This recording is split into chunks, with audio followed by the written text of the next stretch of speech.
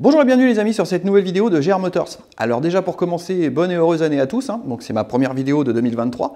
Donc ça fait un petit mois que j'étais absent de YouTube, mais en fait c'est parce que tout simplement les fêtes de fin d'année et puis pas mal d'occupations à l'atelier. Donc aujourd'hui, comme vous l'avez vu dans la vignette, on va parler de la R5 Turbo 2. La dernière vidéo, on avait vu un petit peu toutes les découvertes un petit peu macabres qu'on avait pu faire sur ce moteur de R5 Turbo 2. Donc là en fait, aujourd'hui, on va parler un petit peu plus en profondeur de ce qui s'est passé. Donc j'ai fait toute la métrologie du moteur, donc là maintenant j'ai des valeurs, j'ai des cotes, et donc c'est ce qui va nous indiquer ce qu'on peut conserver et ce qu'on doit remplacer. Et je vais aussi parler aussi de pourquoi on en est arrivé à une casse moteur comme ça, parce que c'est vrai que la dernière fois on n'a pas évoqué la cause en fait, de où c'est arrivé. On va essayer de dégrossir un petit peu tout ça et je vais essayer de vous expliquer un petit peu tout ça. D'ailleurs on va parler d'injection K. Autre chose aussi, il y en a qui m'ont posé la question de la 21. Donc la 21, bon effectivement elle est un petit peu en stand-by. J'ai les pièces que j'avais lancées en fabrication qui sont chez Grégory, qui sont en cours d'usinage. Donc là je vous mets en photo la platine d'admission, si vous vous rappelez, que j'avais fait en conception 3D. Eh bien elle est finie, elle est usinée. Et là à l'heure actuelle où on se parle, il est en train de musiner donc les porte-moyeux. Alors écoutez, trêve de blabla, ce qu'on va faire c'est que juste après le générique, on va les prendre GoPro en main et on va faire un petit peu le tour de ce moteur de R5 Turbo 2 et de cette métrologie. Allez, on y va.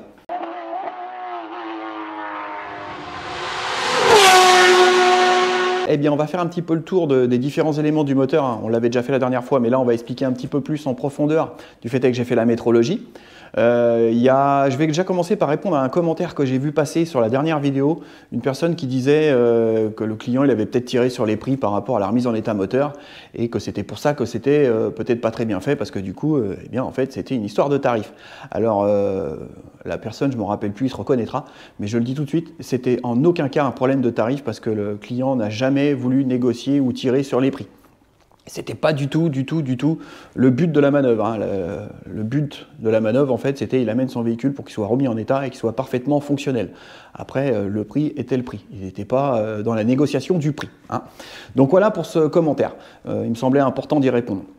Alors, on va commencer par, on va jeter un petit coup d'œil sur cette feuille de métrologie. Comme ça, vous allez voir un petit peu comment j'opère quand je fais une métrologie et dans quel sens je fais mes relevés. Alors les amis, ma feuille de métrologie, donc voici comment ça se présente. Alors le scotch que j'ai mis, c'est pour cacher le numéro de série, parce que voilà, on n'a pas à dévoiler le numéro de série de la voiture. Enfin bref, donc vous voyez un petit peu comment je procède. Alors là, dans ce cas-là, en fait, vous voyez, j'ai pris mes cotes de chemise. Donc vous avez les hauteurs de chemise, l'ovalisation. Là, ça c'est la profondeur des carters cylindres. Alors la profondeur du carter cylindre, alors attendez, donc là, on est sur le cylindre, la profondeur du carter cylindre, en fait, si vous voulez, c'est la distance entre l'appui de chemise qui est ici, vous voyez, et le haut du plan de joint. Donc, on doit avoir une cote bien déterminée. Donc, là, déjà, première chose qu'on peut se rendre compte, c'est qu'en fait, mes chemises, donc, elles ne sont pas à la bonne cote. Si vous voulez, la hauteur des chemises, elles sont trop courtes. Parce que là, en fait, il nous donne dans le manuel de 95 005 à 95 035. Ok, et puis là, on se rend compte qu'on se retrouve à 94, vous voyez, 991 pour la 1, 95 011 pour la 2. Celle-ci, on va dire qu'elle est bonne. Après, j'ai 94 962 et 94 993. Qu'est-ce qu'on appelle la cote de hauteur? En fait, c'est tout simplement la distance entre l'appui du plan de joint et le haut du plan de joint de culasse. Alors, la hauteur de chemise, voilà comment ça se détermine. En fait, vous voyez, pour ceux qui ne connaissent pas un moteur Cléon, je vais vous faire voir. Donc, vous voyez, on met la chemise voilà, dans le cylindre comme ça. Et en fait, si vous voulez, vous allez comprendre que la cote, la hauteur de chemise, elle est importante.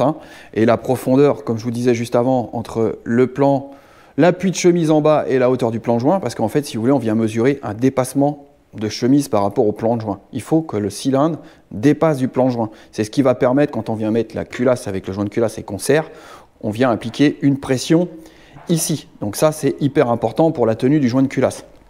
Alors, particularité, c'est que tous les moteurs Cléon ont des hauteurs de chemise réglables par des joints papier. Pour ceux qui connaissent, en fait, c'est des joints papier. On a plusieurs épaisseurs en fonction des couleurs. Et donc, du coup, c'est ce qui va faire qu'on va plus ou moins monter notre chemise. Alors, sur la 5 Turbo, il y a une particularité. En fait, on n'a pas de joint papier. En fait, si vous voulez, à ce niveau-là, on a un joint torique, tout simplement. Donc en fait, on a la chemise qui est directement en appui sur le bas du carter moteur. Donc là, pour faire les hauteurs de chemise, en fait, ça tient vraiment à la cote des chemises. Et aussi à la planéité du plan de joint. Ça, on va y revenir après.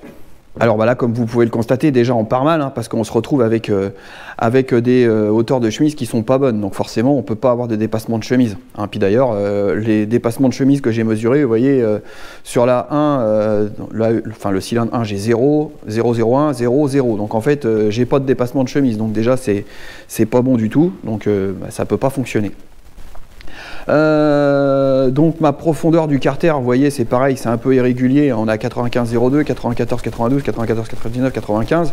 Donc là, ça signifie qu'en fait, on a un plongeoin qui est creusé comme ça. Alors là, si on reprend, si vous voulez, eh bien en fait, il fait un petit peu ça, hein, mais bon, ça arrive à se déformer, hein, c'est vieux. Donc là, dans un cas comme ça, eh bien, ce qu'il faut faire, c'est passer une légère rectification pour apprendre une belle planéité. Parce qu'en plus, si vous voulez, la tendance, il a travaillé un petit peu aussi comme ça. Donc si vous voulez, bon voilà, il est pas plan, quoi, il est vieux, quoi. Donc eh bien, ça se rectifie. Parce que ça, c'est hyper important. Commencer par rectifier ça, enfin tout remettre au code, tout bien remettre en planéité, et après faire un beau dépassement de chemise, les mettre en escalier. Et là, déjà, on part avec un truc qui est correct. Mais ce qui n'était pas le cas d'ailleurs, ce qui a été fait, eh ben, en fait, ça a été monté, je pense, hein, enfin, c'est ce que je pense, hein, la personne qui l'a faite n'a pas contrôlé ses hauteurs de chemise. Sinon, il serait rendu compte que ça n'allait pas déjà. En dessous, en fait, j'ai pris mes codes de Villebrequin. Donc, les codes de Villebrequin, eh ben, elles sont belles, hein, elles sont dans les tolérances. Bon, on a 5 centièmes de flèche, mais eh bien, le souci qu'on a, hein, sur ce Villebrequin-là, alors en code, comme je vous disais, il est bon. Bon, il a quand même subi un petit peu, hein, il a des traces à ce niveau-là, mais ça, c'est... Bon, je ne sais pas si vous vous rappelez des paliers de Villebrequin, mais on va regarder après. Hein. Palier de Villebrequin et palier de Manneton, de Tours, je vais y arriver. Et palier de... Enfin, coussinet de bielle, pardon, qui était fortement détérioré. Mais en fait, le souci qu'on a, c'est que si vous regardez bien, eh bien, il a une couleur très brune, le Villebrequin. Donc en fait, il a été nitruré. Mais sauf qu'il a été nitruré entièrement. Donc c'est ce qu'il ne faut pas faire en fait. Normalement, en fait, si vous voulez, il y a un traitement de surface, mais que sur les parties qui sont en friction. Et là, en fait, eh bien, ils n'ont pas pris la peine de faire que ces parties-là en traitement, donc ils ont nitruré toute la pièce.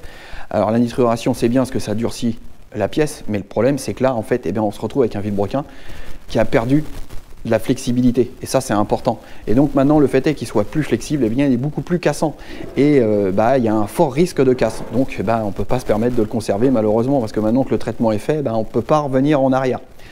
Donc c'est vraiment dommage. Eh bien, le défaut majeur déjà sur ce moteur, enfin sur le bloc mécaniquement, eh bien c'est que nos hauteurs de chemise sont pas bonnes. Donc on a des chemises qui sont trop courtes, et on a un plan de joint qui n'est pas plan, donc déjà il n'y a rien qui va. Donc je ne comprends pas, logiquement, sur ces moteurs-là, hein, sur les Cléon, même le moteur J de ma 21 Turbo, la chose hyper importante qu'on doit faire sur ces moteurs, c'est contrôler ces dépassements de chemise, et qu'on ait des dépassements de chemise qui soient corrects et bien faits, parce que c'est hyper important pour la tenue du joint de culasse. Et là déjà, d'entrée, on n'a pas les bonnes cotes de chemise, et on n'a pas les bonnes hauteurs de... Enfin, on n'a pas de dépassement de chemise. Donc déjà, alors, on a une chance, c'est que le joint de culasse n'a pas bougé, parce qu'il n'a peut-être pas eu le temps, mais tôt ou tard, on aura eu un problème. Parce que si vous voulez, on n'a pas assez de... Vous avez bien compris que si la chemise ne dépasse pas, hein, on n'a pas assez de pression sur le joint de culasse, hein, et puis quand on a les pressions internes de combustion, ça finit par dégager, tout simplement. Et le Villebrequin, eh bien, là, le souci, c'est qu'on se retrouve avec un Vilo qui a été entièrement nitruré. Alors pourquoi ils ont fait ça, je ne sais pas, j'ai pas la réponse. Hein. Mais bon, malheureusement, c'est qu'aujourd'hui, on se retrouve avec un Villebrequin à remplacer maintenant. Alors on va continuer un petit peu à éplucher la métrologie, puis vous allez voir aussi, j'ai 2-3 petites choses à vous faire voir qui sont pas mal, parce que la dernière fois, j'en avais pas parlé, mais je vais vous faire voir. Donc là, on continue sur les cotes de bielle.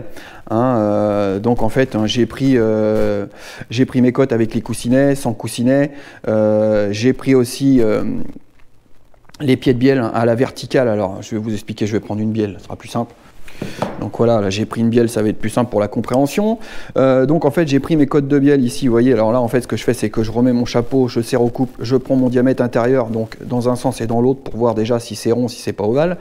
Après je reprends la même cote avec le coussinet intérieur, donc c'est ce qui me permet, quand je prends aussi ma cote de Villebrequin, de déterminer mon jeu de fonctionnement Villebrequin avec coussinet. Hein, y en a qui font par plastigage, moi je le fais par mesure. Donc là c'est les cotes qu'on retrouve ici. Le pied de bielle ici, en fait j'ai pris les cotes, hein, donc quand je le dis vertical et à 90 degrés, donc dans le sens de la verticalité, c'est-à-dire comme ça et comme ça ça permet de voir en fait si notre pied de bielle est bien cylindrique. Et là, là on s'en rend compte que, vous voyez, eh bien on est ovalisé un peu partout. Vous voyez, on a 20,02, 20,022, 20,026, 20,031. Et quand on prend à 90, c'est-à-dire dans ce sens-là, eh bien vous voyez là on a 20,017, 20,019, 20,023, 20,012. Alors en fait ce qui veut dire c'est que eh bien, le pied de bielle s'est ovalisé en fait, et il s'est ovalisé sur les points de pression. C'est-à-dire qu'en fait, pour faire gros, en fait, votre pied de bielle il est devenu comme ça, vous voyez, il s'est ovalisé. Et bah, on retrouve justement, alors je ne sais pas si on va bien les voir à la GoPro, vous voyez à ce niveau-là on a des traces. Hein. Donc ça veut dire qu'en fait, eh bien, on a subi de fortes pressions sur le piston avec la bielle, et ça veut dire que là on a eu rupture du film d'huile, et puis bah, vous voyez on vient faire des traces de brunissage, on vient grignoter la surface, quoi. Et du coup, eh bien, on ovalise la bielle. Donc bah, du coup, les bagues sont plus bonnes. Donc déjà, eh bien, ça va pas. Et c'est pareil, alors je les ai contrôlées donc, en équerrage et en vrillage, hein, eh bien elles ont 5 centièmes en faux équerre, il y en a 2 à 5 centièmes, une à 2 centièmes, une à 4 centièmes, et le vrillage j'ai 3, 9 centièmes, 2 centièmes, 2 centièmes. Donc bah, ça c'est... Déjà d'entrée on a des bagues qui sont pas bonnes, on a donc des faux équerres et du vrillage. Donc là, bah... et je ne connais pas la provenance des bielles, donc bah, malheureusement je ne vais pas prendre le risque de repartir sur ces bielles là, surtout qu'elles ont subi quand même de fortes charges, hein, comme tout le reste d'ailleurs, donc bah, malheureusement à remplacer. Sur les cylindres aussi, ce qu'on a parlé de la hauteur et tout ça, je vous ai pas parlé, mais en fait j'ai pris mes ovalisations, et eh bien on est ovalisé, hein. Donc là on le voit, hein, on a 4 centièmes, 3 centièmes, 1 centième, 4 centièmes. Alors bah d'ailleurs alors je sais pas si vous allez voir non plus, hein, je sais pas si vous allez voir les traces, hein, parce que la GoPro c'est très difficile de faire voir ça. Là vous voyez on voit des traces de frottement assez fortes, assez importantes dans le cylindre. Ici, vous voyez, il y en a de chaque côté. Donc ça c'est dans le sens de fonctionnement, le sens de basculement du piston, hein. Donc bah là c'est typique à de fortes pressions, hein. Donc on a le piston qui vient se mettre alors en travers, en plus avec le cliquetis et tout, ça crée des résonances, ça crée enfin tout un tas de phénomènes bah, qui sont pas bons mécaniquement, et c'est ce qui nous provoque, hein, eh bien ces usures au niveau du pied de bielle, cette ovalisation de cylindre prématurée avec des traces, alors je sais pas si on les voit, là, vous voyez on les aperçoit là sur le haut, hein. Sur les 4 cylindres on est pareil, hein. Donc c'est difficile de vous le démontrer, là on voit pas très bien. Vous voyez, on voit bien les traces, donc on a ça dans les 4 cylindres. Et d'ailleurs, hein, quand on prend un piston, on voit bien, hein, le revêtement de base du piston qui est ici, il a complètement disparu. Donc, alors en sachant que bon, ça serait un moteur qui aurait 150 000 km, ça se conçoit, mais là il a 2000 km je crois, tout cassé. Donc bah, vous voyez, on a déjà plus de revêtement et tout, donc bon, ça nous donne un petit peu une idée, un petit peu des pressions internes qu'il devait y avoir, hein, donc bah, pas bon du tout. Donc ça c'est pareil, malheureusement ça et ça, bah, donc on se retrouve avec cylindre, piston, bielle à remplacer. Parce que bah, là on a du vrillage, là on n'est plus à la côte, là on est ovalisé, la hauteur de chemise est pas bonne, là le piston bah, c'est pareil, de toute façon on ne remontera pas des pistons qu'on subit, donc comme vous venez de le voir, hein, et bah, malheureusement on va se retrouver avec un équipage mobile complet à remplacer.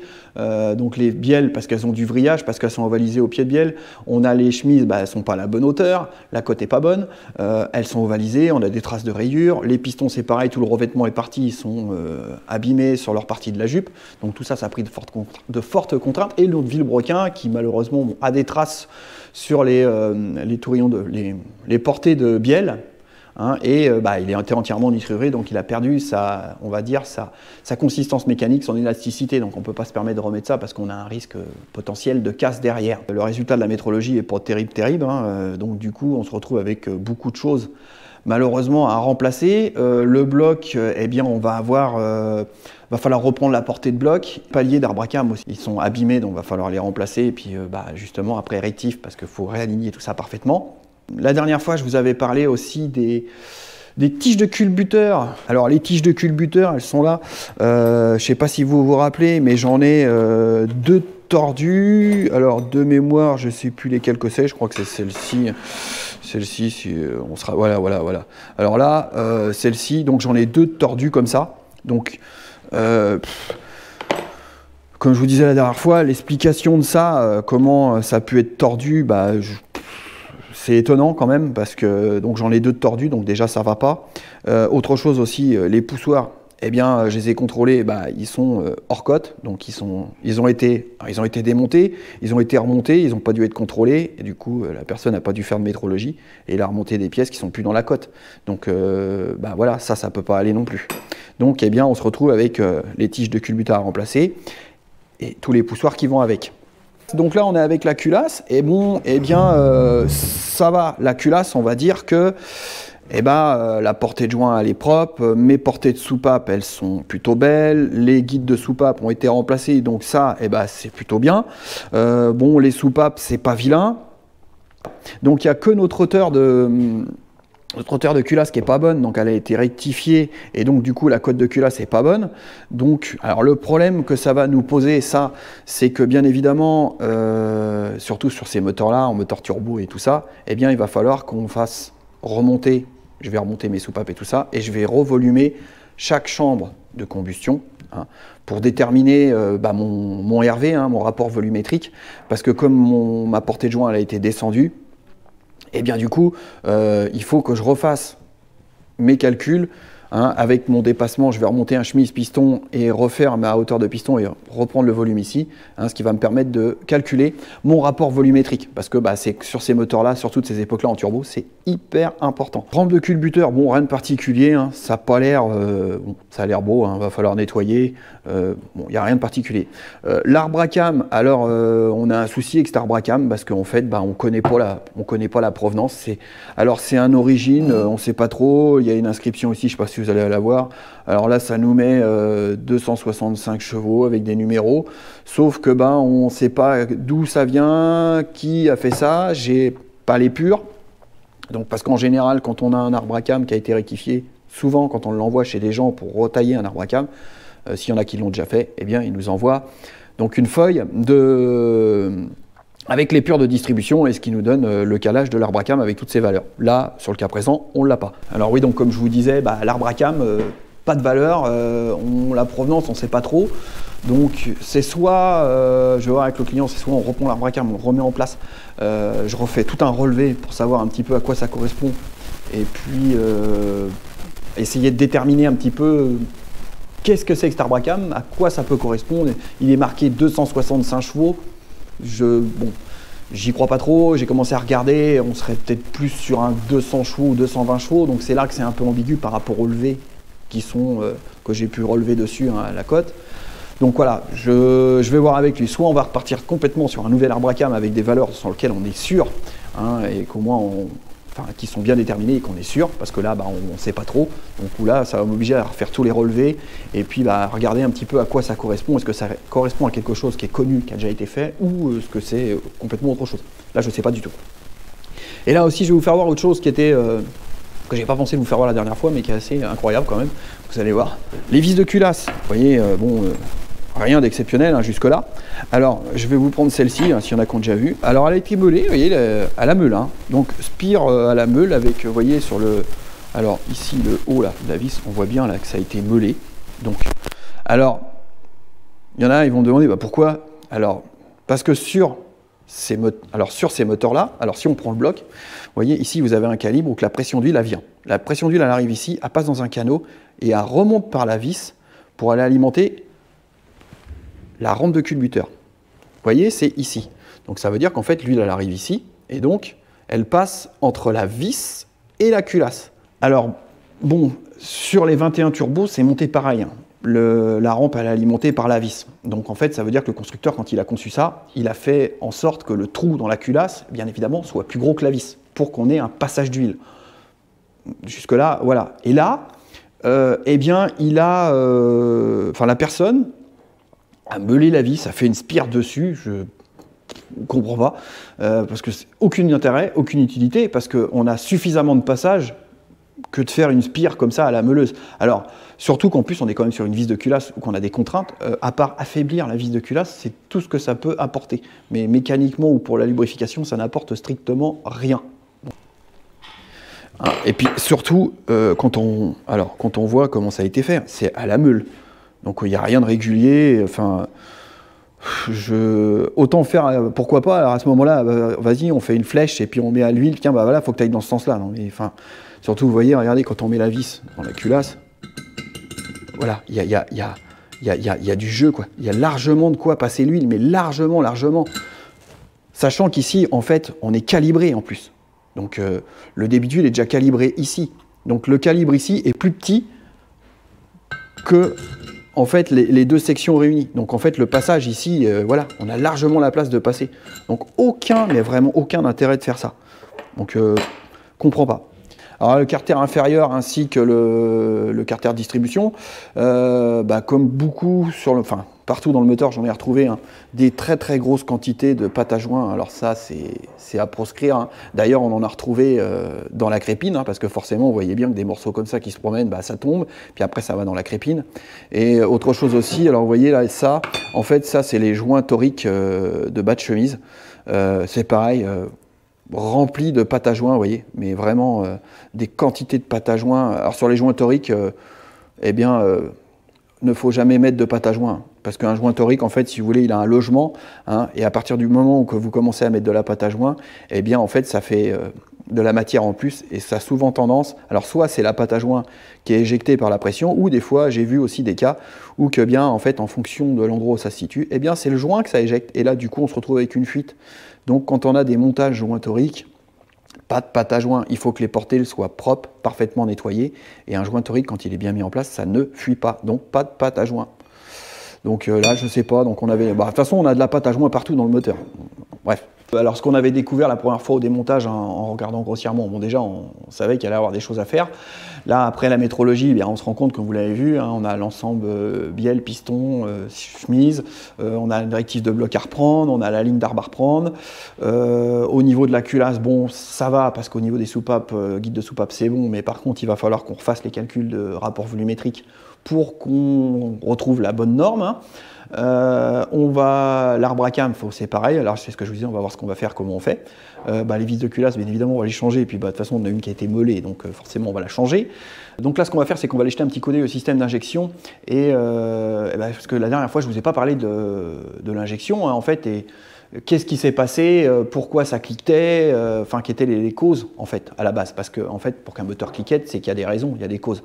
Alors, donc, ce qu'on va faire, c'est qu'on va aller voir l'injection, je vais vous faire voir un petit peu l'état du système, et puis après, on va parler rapidement d'un petit peu de l'injection sur cette voiture, et qu'est-ce qu'on a découvert, en fait. Alors on se retrouve dans le compartiment moteur de la R5 Turbo, hein, vous vous rappelez, la dernière fois je vous l'avais fait voir, si vous vous rappelez là, avec les températures qu'on avait pris, on avait cramé un petit peu, on a cramé toute la peinture. T'as des isolants, vous avez vu, hein, c'est pas très beau, alors donc ça c'est prévu, on va reprendre, hein, parce que évidemment, pendant qu'on y est, on va pas laisser ça comme ça, parce que bon, c'est pas terrible. Comme le faisceau moteur, vous avez vu, vous entendez, ça craque, il est complètement archi cuit. Le système d'injection sur les R5 Turbo, donc on est sur une injection 4 Jetronic. Donc, alors elle est située ici, hein, donc là on aperçoit le plateau sonde ici, là on a la tête distributrice, pardon, donc pompe à essence, accumulateur de pression un petit peu plus loin là, et filtre à essence. Donc là vous pouvez vous voir un petit peu, on a tout un système de durite, hein, d'essence avec les dégazages, parce qu'en fait sur les 5 turbos, les réservoirs se trouvent derrière les sièges, vous voyez les sièges qui sont là, ils se trouvent derrière les sièges tout en bas, et en fait on a deux réservoirs de part et d'autre, avec tout un réseau de durites qui viennent alimenter donc le moteur. Et là, déjà, comme vous pouvez, on s'en rend compte, si on regarde bien, on a toutes nos durites là qui sont cuites, archi cuites, donc tous les durites plastiques, tout ça là, c'est complètement cuit. Donc là, on est comme sur un sapin de Noël, hein. Dès qu'on va toucher à tout ça, tout va casser. Donc heureusement, on arrive à retrouver tout le kit de durites complet. Et là, on va changer tout ça parce que c'est vraiment déjà... surtout pour une histoire de sécurité, parce que comme on peut comprendre, hein, c'est que dans le compartiment moteur, surtout sur une 5 turbo, il fait vite très très chaud, hein, il y a des vibrations et tout ça, et quand on a des durites comme là, vous voyez celle-ci là, mais elle est complètement cuite dure, et là il y a de l'essence qui passe, si par malheur elle vient à casser ou à se fissurer, là je vous explique pas le bordel que ça va faire. Là ça va faire un joyeux feu de Noël. C'est pour vous expliquer brièvement comment était disposé en fait le système d'injection sur la 5 turbo. On va repasser dans le local moteur là, puis je vais vous expliquer un petit peu le principe rapide de fonctionnement de l'injection K, et vous dire un petit peu ce qu'on avait découvert et pourquoi en fait le moteur fonctionnait pas bien. Eh bien, on se retrouve donc dans le local moteur. Donc, je vais vous faire la conclusion, hein, donc de tout ce qu'on a vu avant, hein, donc de toute la métrologie qu'on a vue, hein, toute la partie moteur, mécanique. Là, on a vu aussi dans le compartiment moteur le système d'injection K. Alors là, vous voyez, j'en ai un devant moi, là, je vais, pour vous expliquer un petit peu comment c'est fait, hein, dégrossi rapide, et je vais vous expliquer un petit peu qu'est-ce qui s'est passé et pourquoi, en fait, on avait du cliquetis et tout ça dans cette voiture, parce que la dernière vidéo, je n'ai pas expliqué, on avait constaté les problèmes. Là, on a constaté donc les problèmes mécaniques avec la métrologie, donc on se rend compte qu'il y a plein de pièces qui sont endommagées, hors cote. On a des pièces qui ont été remontées, qui n'étaient déjà pas dans la cote, donc forcément, tout ça, ça nous aide pas à avoir un moteur en bonne santé et qui fonctionne bien.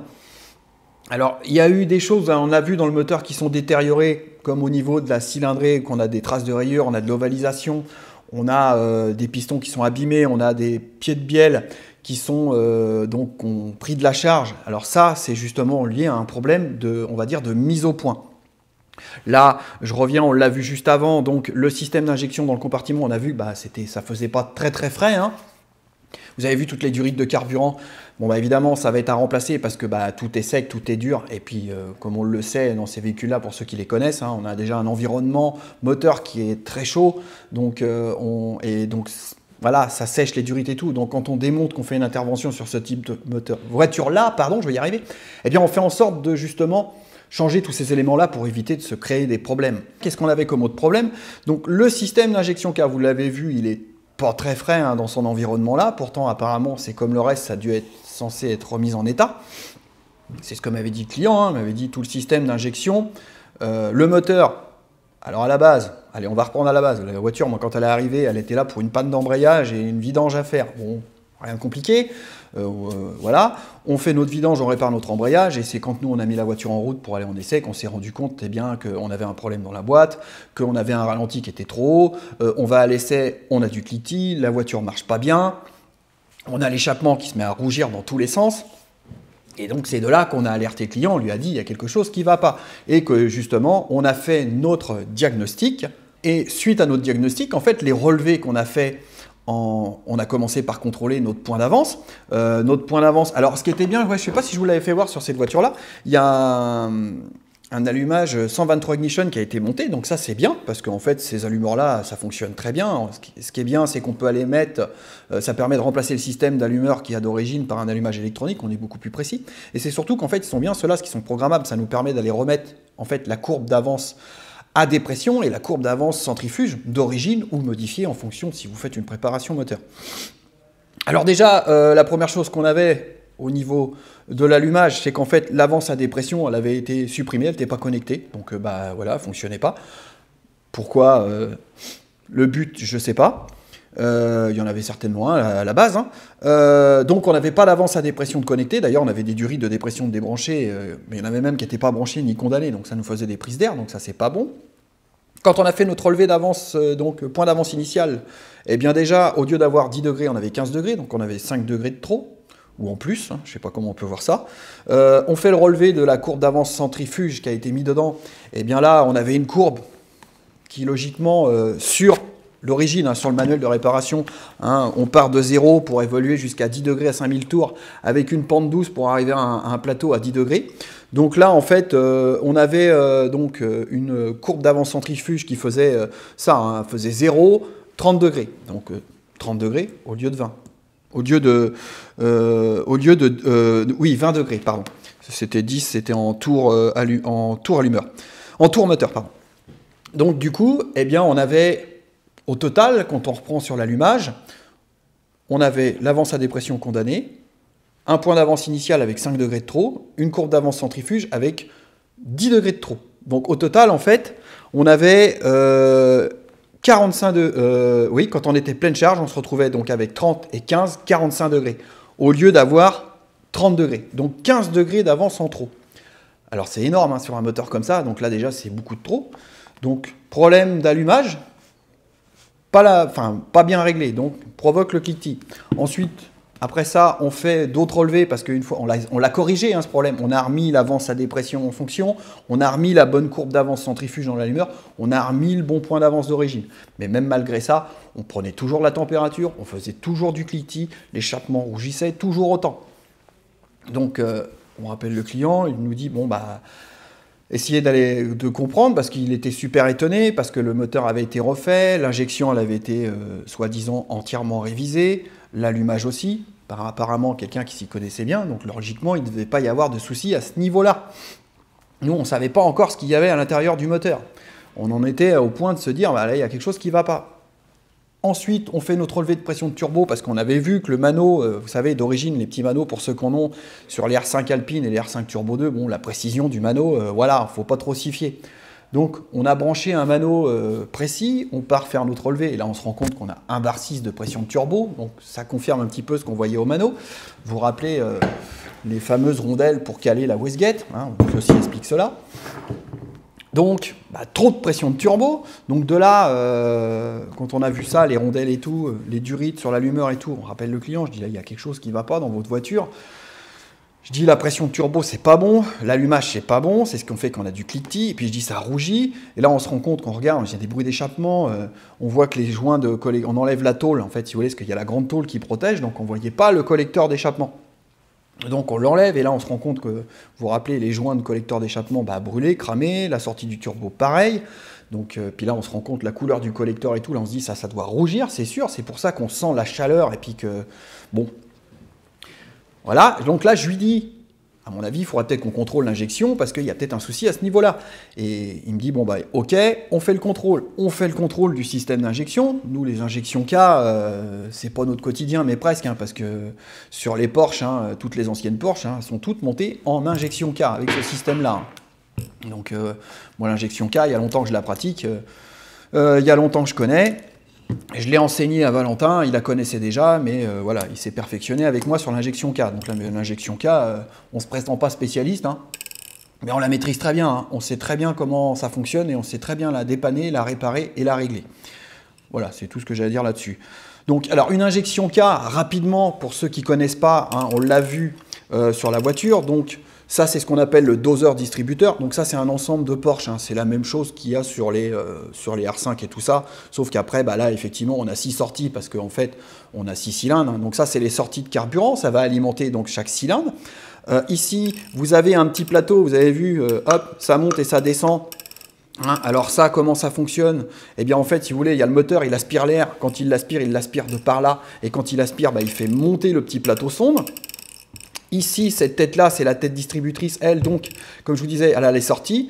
Ici, il y a une autre sortie qui est ici, qui est connectée à cette pièce-là, qui est le régulateur de pression. Ça, c'est une pièce très importante. Donc, à l'intérieur, l'air passe, elle aspire le plateau, il monte, vous voyez, comme ça. Et quand il monte, en fait, eh bien, il vient déplacer un petit piston à l'intérieur. Je vous mettrai une petite illustration pour que ça soit plus clair. Et quand ce petit piston-là, il monte, en fait, au niveau des sorties, ça ouvre un robinet. Et puis, plus on monte, plus on ouvre le robinet grand. Plus le robinet est ouvert en grand, plus on injecte de l'essence dans les cylindres. Et donc, c'est lié à la quantité d'air qui rentre. Et pour réguler ça, eh bien, justement, c'est ce que je vous disais, on a ce fameux régulateur de pression qui, lui, est connecté ici. Et lui, bien, en fait, il vient créer une fuite d'essence et c'est lui qui vient réguler, en fait, on va dire réguler la montée de ce système-là pour réguler la quantité d'essence qui rentre dans le moteur en fonction de la température, de la charge et du régime et tout ça. Alors, donc en fait, voilà, hein, c'était grossier ce que je viens de vous expliquer sur l'injection K. Je ne vais pas rentrer dans les détails parce que sinon, ça va durer 2 heures et puis, bon, c'est quand même assez complexe. Donc on fait nos relevés sur l'injection, donc on a les pressions de service, hein, c'est-à-dire la pression d'alimentation avec une régulation de pression via un petit clapet ici. Donc en fait on a une pression de service, donc on commence par contrôler dans l'ordre pression de service, pression de commande à froid, qui est régulée par ça, pression de commande à chaud, puis après on a d'autres pressions sur ce modèle-là qui est un petit peu plus complexe parce que comme on est en turbo, on a une pression à contrôler avec la dépression et tout ça. Voilà, je passe, donc on fait nos contrôles de pression, déjà on commence alors... Comme le reste, pression de service, pas bonne. Pression de départ à froid, pas bonne. Pression de commande à chaud, pas bonne. Pression avec les dépressions, pas bonne. Donc là, on se rend compte, et il y a un moment, un truc marrant, parce que voilà, ça c'est le régulateur qui avait censé avoir été refait aussi. On avait un contrôle à faire avec une dépression. Pour aller contrôler la pression, il fallait qu'on crée une dépression ici. On met, puis on pompait, et je me rappelle, Valentin me dit, la pompe, elle marche plus, les trucs. Je dis, attends, c'est bizarre quand même. Et là, en fait, quand on relève, on s'est rendu compte qu'en fait, à l'intérieur, il y avait eu un bouchon qui avait été mis pour boucher la dépression ici. Alors je dis, tiens, c'est bizarre, ça, c'est condamné. Et en fait, on ne voyait pas non plus une autre histoire qui était en dessous parce qu'il est fixé comme ça. On l'enlève, on le retourne et là, logiquement, il y a un bouchon. Alors là, il est enlevé, hein, mais il y avait un bouchon ici. Et donc, le bouchon, en fait, il avait été percé.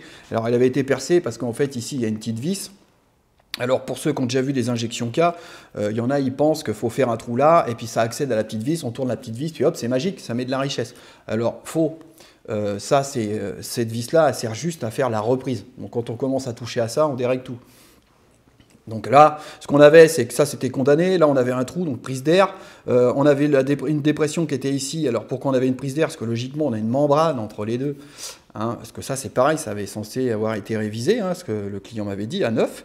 Donc, on l'a juste ouvert. Hop, on l'a pris, on a ouvert pour voir ce qu'il y avait dedans. Et logiquement, il y a une membrane qui fait toute la surface. Et ben voilà, hein, la membrane qui était dedans, boum. Voilà, donc il en manque la moitié. Donc ça avait censé avoir été révisé. Donc déjà, un trou ici, ça condamné. Ici, on avait une dépression de branchée, mais comme la membrane était percée, en fait, on se retrouvait à l'air libre. Donc on créait encore en plus une prise d'air, ce qui faisait qu'on avait un ralenti haut. Alors l'explication du ralenti haut qu'on ne pouvait pas baisser, c'est une avance à 15 degrés, ça fait monter le régime. On avait des prises d'air dans tous les sens. Donc forcément, le ralenti, on avait beau essayer de le régler, on ne pouvait pas.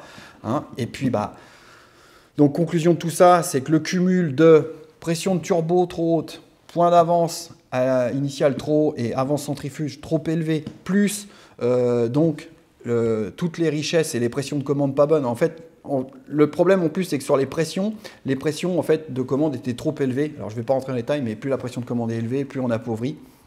Et donc du coup, on n'avait pas assez d'essence. Donc combinaison, je reprends, pression de turbo trop élevée, point d'avance et initial plus avance centrifuge trop élevé, plus pas assez de richesse égale température. Et là, c'est pour ça qu'on prenait des températures de fou, hein, que ça faisait rougir l'échappement, que puis en plus ça provoquait du cliquetis. Voilà. Là, en fait, on avait la combinaison, on va dire le tiercé gagnant pour casser un moteur. Donc incroyable. Donc on n'a pas été plus loin. Hein. On n'a même pas changé la pression de turbo. On a vu que la pression de turbo était pas bonne. On a juste touché à l'avance. On a vu que là, on s'est dit stop. Et puis de là, le client a déclenché une expertise. Et donc après, évidemment, hein, quand on a vu ça, on a commencé à prendre l'endoscope parce que quand on a vu que les joints de collecteur d'échappement étaient brûlés et tout, on s'est dit oulala, ça cliquetait et tout. On a pris l'endoscope, on a commencé à regarder dans les cylindres. On a vu les rayures sur les chemises. Et puis vous saviez aussi, on avait le problème de la boîte au ralenti qui faisait un bruit de casserole et puis on ne pouvait pas mettre la première. Donc du coup ça a déclenché une expertise, les experts sont venus et puis du coup ils nous ont fait déposer le moteur, ouverture du moteur. Et puis vous connaissez la suite parce qu'on l'a découvert ensemble. Donc malheureusement ce qui s'est passé en fait, c'est que ça soit mécaniquement ou sur le système de mise au point, c'est-à-dire l'injection, l'allumage, tous les réglages, sur toute la chaîne, il n'y a rien qui va. Donc, y compris dans la boîte de vitesse, ça n'allait pas non plus. Eh bien, conclusion de tout ça, avec tout ce qu'on vient de voir, c'est la bonne méthode pour casser un moteur. Donc, c'est complètement anti-mécanique tout ça. Moi, je ne comprends pas comment la personne qui a fait ça, comment elle est arrivée à ce réglage-là. De se dire je vais mettre de l'avance, je vais mettre de la pression de turbo, il y a un moment, il faut se poser les bonnes questions. Donc bon. Les explications, je pense qu'on les aura jamais, le cheminement, le pourquoi du comment, voilà. Là aujourd'hui, le résultat est que on se retrouve avec un moteur qui est dans un état pitoyable, mais bon, c'est pas grave, tout se refait. Le client a été quand même, pour conclure tout ça, a été quand même assez atterré, dépité. Donc il y a même un moment, il m'a dit non, moi c'est bon, après l'expertise, quand il a eu le résultat, il dit moi j'en ai marre, je veux pas réparer la voiture. Voilà, il était sous le choc en fait. Du coup, j'ai laissé le temps passer, je l'ai rappelé, et puis j'ai dit mais non, la voiture on va la réparer, on va la remettre en état. Voilà, parce que vous pouvez bien vous imaginer que là, au vu de tout ce qu'il y a, le coût de réparation est relativement élevé parce qu'il y a beaucoup de pièces à remplacer et comme ceux qui sont propriétaires de 5 turbos, vous savez que les pièces, c'est quand même relativement onéreux sur ce type de véhicule. On les trouve, mais ça coûte de l'argent. Donc il était parti pour revendre la voiture dans l'état et pas la refaire. Mais bon, on a trouvé des solutions, on a discuté, voilà, ça s'arrange, donc on va remettre en état cette voiture. Hein, et on va faire ça dans les règles de l'art. D'ailleurs, je vais vous faire toute une série de vidéos sur la remise en état de ce moteur et la remise en état aussi, parce qu'on va remettre en état le compartiment moteur. Donc je vais vous faire une série de vidéos de comment on va s'y prendre et comment on va procéder. Hein, on va faire en sorte de remettre ça à l'origine, parce que c'est pareil aussi, problème qu'on a sur ce véhicule, c'est toute la visserie. Si vous vous rappelez, on n'a plus une visserie d'origine, plus rien. Donc il n'y a rien qui... Il n'y a rien qui va là-dedans non plus. Donc bon, ça, c'est pas grave, on va retrouver, on a de la doc, on a de la documentation, il y a des photos d'époque et tout, on va faire en sorte de remettre ça à l'origine avec les bonnes vis, la conformité, les bonnes couleurs, enfin voilà, de façon à ce que ça sorte conforme et que la voiture, eh bien, quand elle sort, ça fonctionne et que ça soit beau. D'ailleurs, la boîte, elle est déjà faite, hein, c'est mon frère qui l'a fait avant de partir, enfin c'est son dernier chantier qu'il a fait avant de partir à la retraite, hein, maintenant il est parti si tu me regardes. Hein. Je vais vous faire voir la boîte, elle est juste à côté, vous allez voir, elle a été refaite. Alors je suis désolé, j'ai rien filmé parce que j'avais pas le temps, je vais vous faire voir la boîte telle qu'elle est là, vous allez voir, comme d'habitude, un travail parfait, magnifique, impeccable, bon, il n'y a rien à redire. Allez, je vous la fais voir et puis après on conclut cette vidéo. Alors, cette boîte de vitesse, donc 369 de R5 Turbo 2, hein, voilà, que mon frère a refaite. Hein, je vous dis, c'est son dernier chantier avant de partir. Donc voilà, je vous fais un petit tour vite fait. Donc là, on se rend compte du travail qui a été exécuté. Hein. Donc, eh bien, tous les carters ont été microbillés.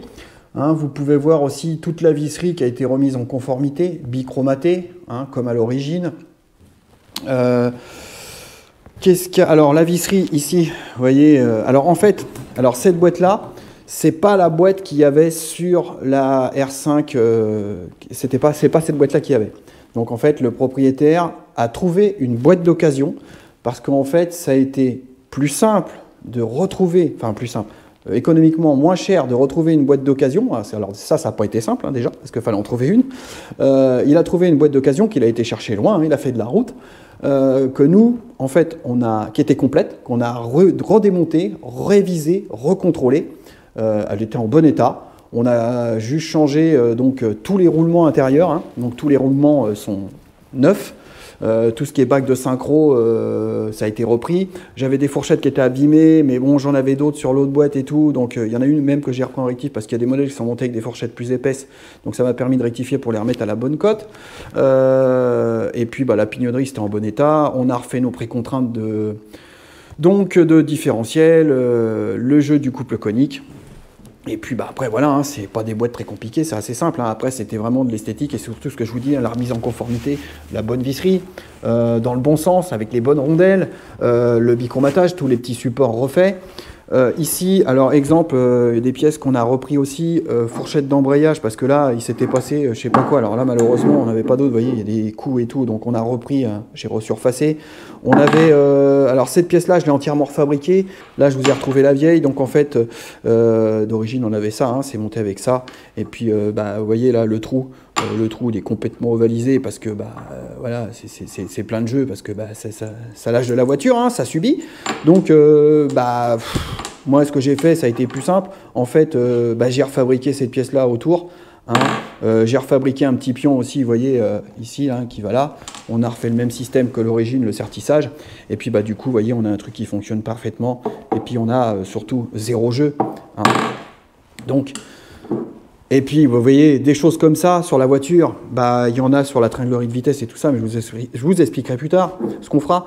Mais c'est toutes ces petites choses-là, vous voyez, là, on a supprimé les jeux, et bah, c'est ce qui va faire que la voiture va être agréable à conduire, parce qu'on va supprimer, vous imaginez que quand on a un jeu sur une pièce comme ça ici, on a un autre jeu ailleurs, si on combine tous ces jeux-là, on a un jeu là, on a un jeu là, on a un jeu là, et ben vous avez une voiture qui fait clic-clic, clac-clac, croc-croc, qui fait du bruit de partout, et puis il y a des gens qui finissent par vous dire « Ah bah ouais, mais c'est normal parce que c'est une vieille voiture ». Non, non, c'est parce que bah, vous avez plein de pièces comme ça qui ont du jeu. Donc là, bah, vous voyez, nous ici, on fait en sorte qu'on remonte les choses comme elles étaient d'origine et qu'il n'y ait pas de jeu. Alors bien évidemment, c'est de la pièce en acier brut, hein, on le voit, ça a été rosingué et tout ça pour pas que ça rouille, y compris ces pièces-là aussi. Et puis bah voilà, c'est pareil aussi au niveau de la fourchette d'embrayage. Ici, là, c'était usé. Hein, il y avait, parce que ça porte sur la fourchette d'embrayage, c'était complètement plat. Donc, rechargé à la soudure, repris à la lime pour reprendre le rond. Et puis bah du coup, c'est pareil, on supprime le jeu qu'il y avait ici d'origine, donc enfin qu'il y avait avant. Hein, remise en place des pions hein, pour ressortir tout ça, remettre en place la fourchette. Enfin là, il ne me reste plus qu'à remettre la fourchette en place dans la cloche d'embrayage. Alors là, la partie arrière, donc au niveau du cul de boîte, eh bien voilà, hein, tout a été remis en conformité. Les petits caoutchoucs, bah, voilà, toutes les pièces ont été bichromatées comme à l'origine. Hein, je vous laisse, comme on dit souvent, hein, je vous laisse admirer. C'est plus parlant qu'un grand discours. Vous vous rappelez les vis qui étaient là, qui avaient été refaites à la soudure et tout. Bon voilà, on a remis des vis d'origine. Hein, donc, alors il y a cette patte là hein, qu'on a reprise, refaite, mais ici elle était tellement un peu bouffée par la rouille. Bon, c'est pas parfait, mais bon, voilà, elle est dans sa couleur d'origine. Voilà, enfin moi ça me gêne limite là. Bon, on peut pas forcément tout avoir. Faudra en retrouver une parce que celle-là, elle était un peu corrodée, rouillée. Bon, après je suis un peu trop maniaque des fois. Donc, eh bien voilà. Hein, là, on va dire que, bah, pour moi, ça c'est conforme. Et on n'a pas, vous voyez, on a des petites traces là parce qu'on a collé les joints, mais on n'a pas des beurrés de pâte à joint dans tous les sens. Et elle n'est pas peinte à la bombe. C'est d'origine, quand elle sortait de l'usine, elle était comme ça, cette boîte de vitesse. Donc voilà. Donc, alors la boîte, hein, c'est pas moi qui ai fait. Hein. Donc c'est mon frère, Marcel, là, qui est parti à la retraite. C'est lui qui a entièrement refait la boîte de vitesse. Donc moi, les seules choses que j'ai faites sur la boîte de vitesse, hein, c'est ce que je vous dis, c'est l'axe. Et puis les 2-3 petites reprises de rectif à l'intérieur. Mais autrement, toute la remise en état de la boîte telle que vous la voyez ici, eh ben, c'est son travail. Alors comme vous venez de le voir, la boîte de vitesse, hein, bon bah voilà, on l'avait vu avant, elle était toute dans un état pitoyable, repeinte à la bombe, de la pâte à joint dans tous les sens. Bon, vous voyez, quand on la voit comme ça maintenant, c'est quand même plus, je comprends pas qu'on puisse faire du boulot comme ce qui a été fait avant. C'est quand même plus agréable de travailler comme ça. Enfin pour nous, en tant que passionnés de l'automobile, c'est une fierté. Même pour mon frère, c'est mon frère qui a refait la boîte. Pour lui, c'est une fierté. La boîte est finie, voilà. Là, on sait qu'on a fait du beau boulot, puis c'est conservé aussi le patrimoine de l'automobile, parce que c'est quand même des belles autos, c'est des autos mythiques. Donc voilà, nous, comment on se traduit notre travail, c'est ça, quoi. C'est ce qui nous anime, c'est notre passion. Donc, eh bien, on va faire la même chose sur le moteur. C'est pas un problème. Donc là, c'est moi qui va le faire et je peux vous assurer qu'on va faire la même chose que ce que vous venez de voir sur la boîte de vitesse. Donc, on va essayer de faire un bel ensemble groupe motopropulseur, un beau compartiment moteur. On va remettre ça dedans. Et puis, eh ben, ça repartira, ça roulera. Et comme je dis souvent à mes clients, voilà, ça fonctionnera, ça sera beau. Le reste, vous l'oublierez. Hein. Bon bah écoutez, j'espère que cette petite vidéo vous aura plu. Hein. Comme d'habitude, j'ai essayé de faire court, mais je pense que ça a été encore un peu long. Bon, c'est pas grave, tant pis. Hein, comme d'habitude, un petit pouce bleu, hein, ça fera plaisir. Et surtout, n'hésitez pas, abonnez-vous, likez et partagez. Je vous dis à bientôt. Tchuss!